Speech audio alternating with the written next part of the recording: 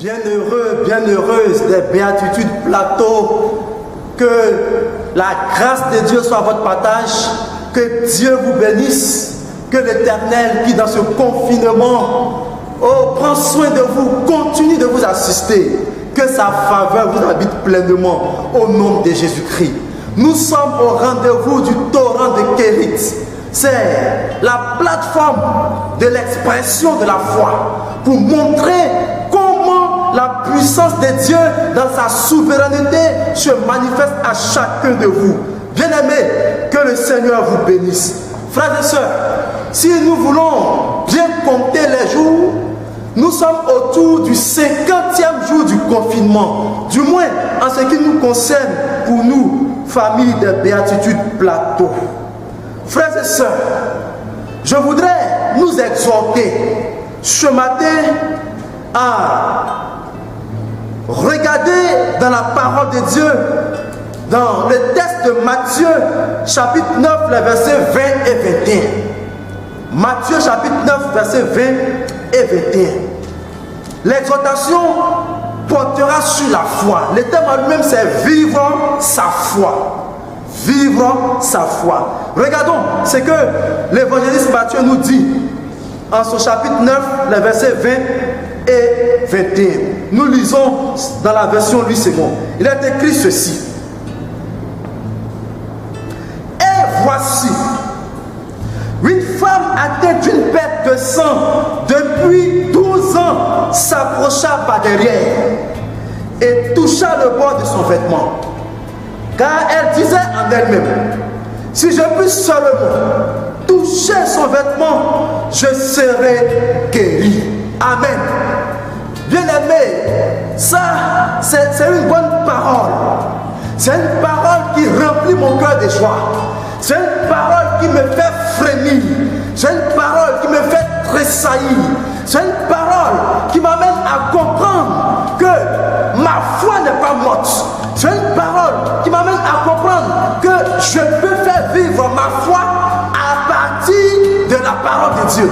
Je peux faire vivre ma foi à partir de la révélation de la parole de Dieu. Alléluia.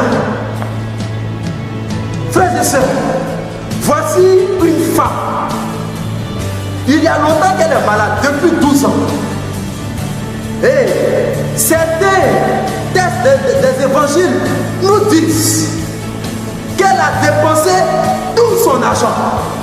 Elle n'avait absolument plus rien.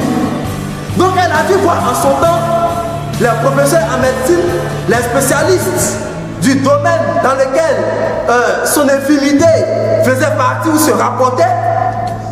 Bien aimé, s'il y avait des marabouts, certainement qu'elle a fait le tour de tout ce monde-là. La conséquence, c'est que sa situation n'a pas changé. Mais voici ce qui m'intéresse. Regardez bien le verset 21. Le verset 21 dit, elle s'est dit en elle-même.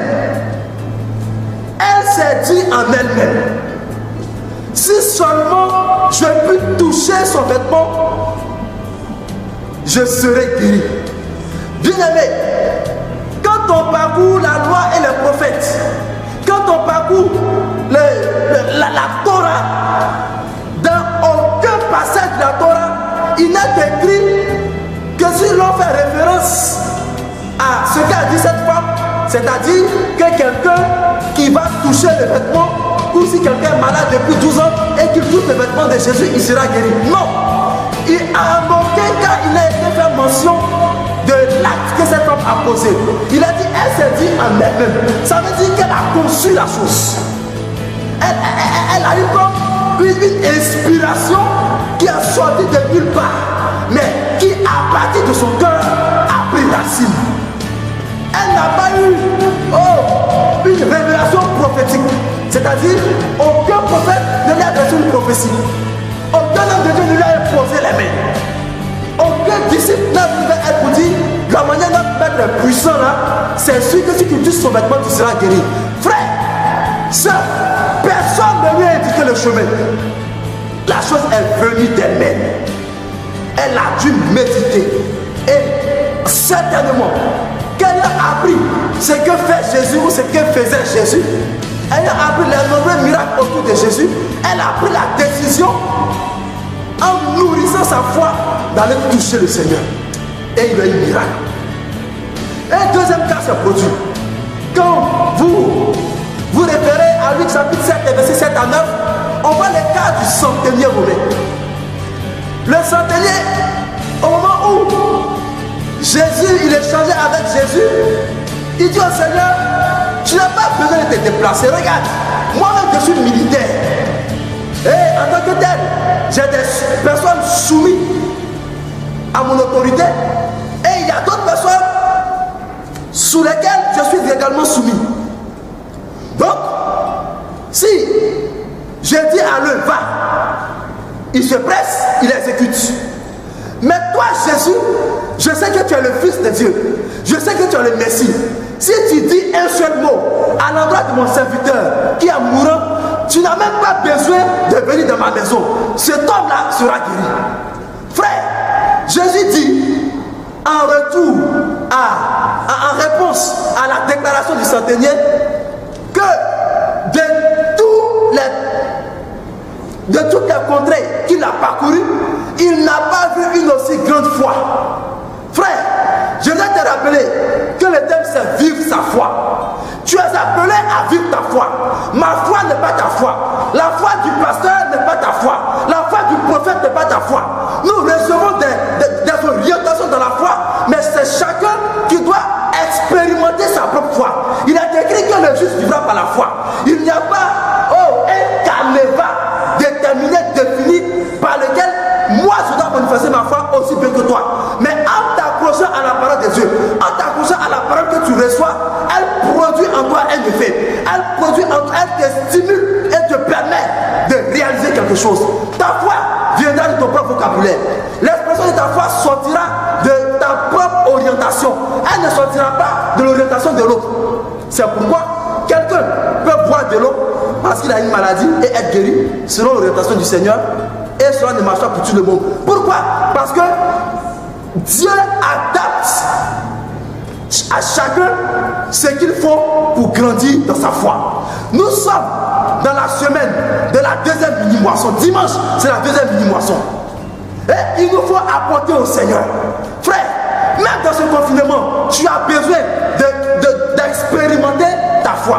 Même dans ce confinement, tu as besoin de montrer au Seigneur que tu vis par la foi. C'est pourquoi, si tu fais tes offrandes par la foi, il n'y a pas de raison que le Seigneur ne te réponde pas.